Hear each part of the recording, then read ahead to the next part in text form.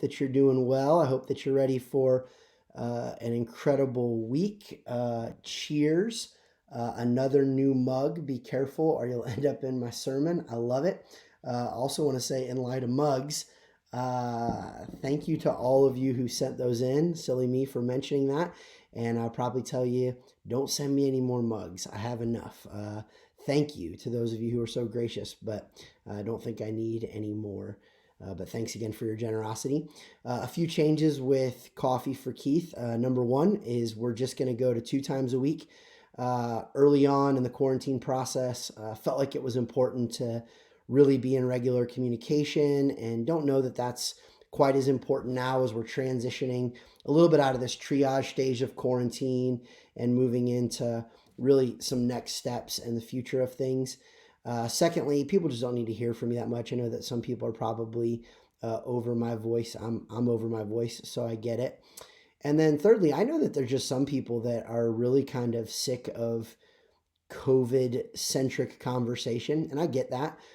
We've had some people mention that they're done talking about it from whether it's Coffee for Keith or even in our church weekends, that they don't want to talk about loss or pain or COVID or transitions or all that. I get all that. And so we're trying to manage that because we know there's other people that really need to hear these things and are navigating their pain and confusion and frustration. And so we're trying to walk that line.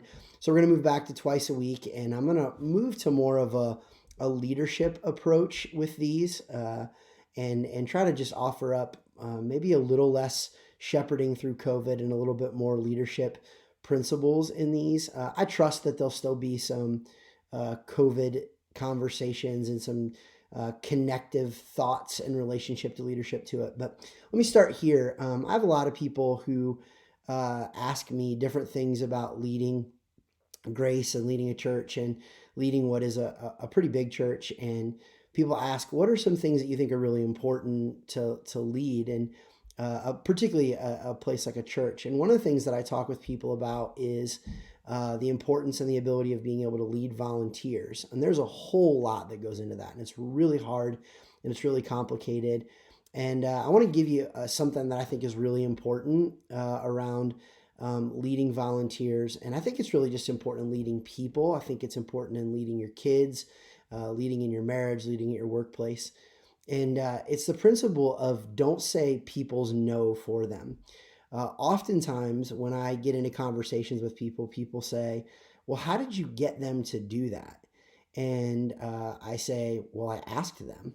And they say, well, I would have never asked them to do that. That's crazy because like that was a really big ask of them. And I can't believe that you would, encourage them or ask them to step out in that way. And what if they said no? What if they thought you were asking too much? And I just always say, important people want to be a part of something important. Significant people want to be a part of something significant. And you'd be amazed that if you call potential out of people and you put something big in front of them, how much people step up to the plate. And so I think it's just a really important thing to ask people. And I talk to a lot of people who are in a lot of different organizations, or they're just parents of their kids even, and they just won't hold people to a standard, or they won't ask people, or they won't put it out in front of people. And so I think it's just really important to learn to put out there the principle of don't say people's no for them. Let people have to process whether they want to do the thing, whatever it is, in your home or in your workplace or in the organization. But take the risk to ask them and don't say no for people. You'll be amazed how many people step up to the plate. And maybe you're leading a sports league, maybe you're leading some type of other nonprofit, or it's in your work, and you want more from people, but you're not sure how to get it. Ask them.